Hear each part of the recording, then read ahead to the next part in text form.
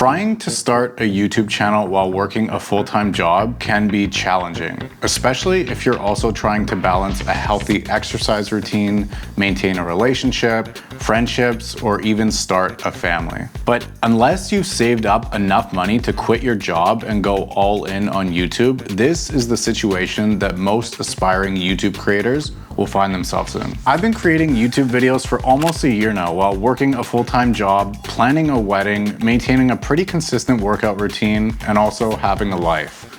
Here's how I did it. The first thing I think is key is to develop a schedule. You might think that you're just gonna be able to bang out a video when you have time, but trust me, this isn't gonna work. Especially in the beginning, creating a schedule and keeping it consistent is the best way to ensure that you actually follow through. I started off with a goal of creating and uploading one video per week. To date this year, I've uploaded 41 long-form videos and 57 shorts, and this is with taking a few weeks off before and after my wedding. I wasn't perfect, and there were weeks where I didn't upload anything either because I was sick, busy, or just didn't want to. But setting a goal ensured that I stayed consistent and that creating remained on the forefront of my mind rather than an afterthought. Uploading one video per week seems to be the standard recommendation given to new YouTubers, but that may not be doable for you, and that's okay. If you only have the time to put out one high quality, high value video that you actually care about a month,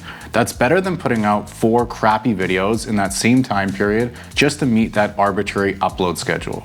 My recommendation is to start out optimistic and adjust from there. That way, if you set your goal at one video per week and it slips, you might end up with one video every 2 weeks. Rather than setting a goal of one video per month, and if it slips, maybe you'll end up with one video every 6 weeks or every 2 months. It is a pretty well-known thing that work tends to stretch out to the amount of time that's allocated to it. So keeping a tighter upload schedule will give you the best shot at being more consistent. YouTube is a long journey and it takes a lot of work and consistent effort. And at the beginning, you're likely not going to be making any money from your videos. The reason that I bring this up is that in order to stave off procrastination and to fight off the urge to give up when you're not getting the results that you'd hope for, you have to be making videos that you're actually interested in. For me, it's easy to make videos about photography, filmmaking, camera gear, and all that sort of stuff because these are the things that I'm actually interested in and could talk to someone about for hours anyway.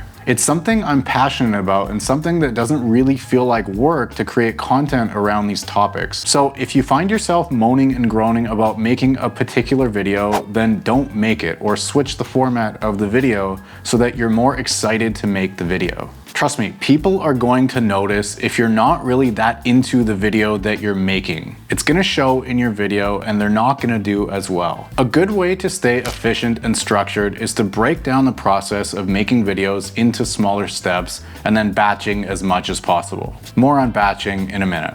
I've broken down my process into 5 main steps: idea generation, video scripting and planning, shooting, editing, and uploading. When it comes to idea generation, this is where you can save a lot of time by batching, i.e. coming up with a ton of videos in just one sitting while you're in that mind space. You can do this in a ton of different ways, with a pen and paper, with sticky notes, with the Notes app on your phone, whatever. Just sit down and start writing down any idea that comes in your head. And don't filter them, that's for later. Don't worry about if the idea is feasible, stupid, whatever. At this stage, you're just getting everything down on paper. I usually do this for about 30 minutes to an hour at a time, and by the end of the session, I'll have 50 plus ideas. Most of them are bad, but that's not the point. Now, go through all of the ideas that you just made and pick out your favorite ones, the ones that seem feasible, the ones that fit within your channel niche. Take these ideas and set them aside. Highlight them, star them, or bookmark them. I use a tool called Milanote to do this. This video isn't sponsored by Milanote. I pay for the service myself, and I've been using it since I started YouTube to organize all of my YouTube videos. I've used it to plan my wedding, camping trips, create grocery lists, all sorts of things, and I absolutely love it. Once I've picked out a few videos that I actually want to make, I move on to the next step, which is planning and scripting. I personally script all of my videos. Not everyone wants to or does script all their videos, and that's okay. For me personally, I've just found that by scripting my videos, I spend way less time in front of the camera because I've already done the hard work of planning the video ahead of time. Sometimes I'll also script more than one video at a time. Again, batching to save time. Part of this planning and scripting process also includes planning out the video itself. Is the video going to be a talking head video like this? Are there B-roll shots? Where are the B-roll shots going to go in the video? What are the B-roll shots? These are all things that I include in that planning process. The more you plan your video, the easier it'll be to execute, and over time, this whole process will become way faster and way smoother. When it comes to video planning and scripting, I don't really set aside a specific amount of time to do this. I kind of just do it when I feel like doing it. I found that personally, if I just let myself do this when I feel like doing it, the results come out a lot better than if I set aside a specific time to be creative. This is just what's worked for me. You may want to set aside a specific time to do this to ensure that it gets done, but for me, it just doesn't work that way. At this point, I've done this enough times now where now I have a backlog of videos that I've already scripted and a bunch of video ideas that are ready to be scripted, and I just keep adding to them. Next up in my process is actually shooting the video.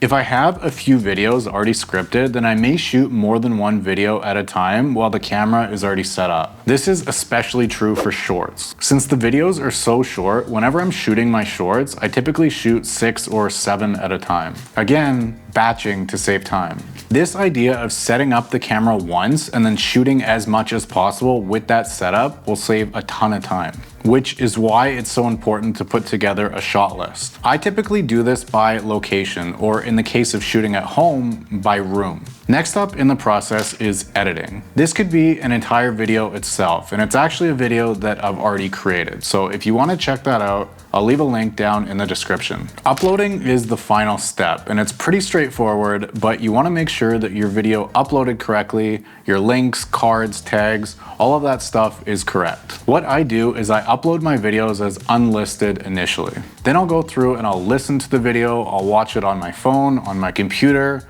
with headphones, without headphones, and just make sure everything looks and sounds good before I click publish. You can save a little bit of time with uploading by creating upload defaults on YouTube. You can find this in your YouTube Creator Studio under settings and then upload defaults. This is especially handy if you have links to your Instagram profile or to products that you always put in the description. Rather than copying and pasting from one video to another, you can set it in your upload default so it's just there on every video that you upload by default. It's cool to talk about how to be more efficient with making videos or editing videos and how to pump out videos week after week, but it's also important to recognize when you need to take a break to avoid burnout.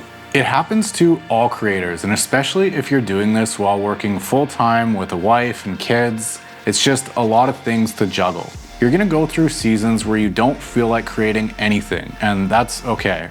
Or maybe for a while your marriage or your kids requires more time and effort and you simply don't have anything left at the end of the day. Again, that's okay. Family should always come first. And breaks can be very recharging, allowing you to come back reinvigorated with more passion to create. Just keep in mind, and I've said it before, but I'll say it again, it's not an easy thing what you're trying to do. It's a never-ending journey of learning and growing and creating, and it's going to be hard, but that's all a part of it. Just don't give up. Keep going, keep on creating. You got this.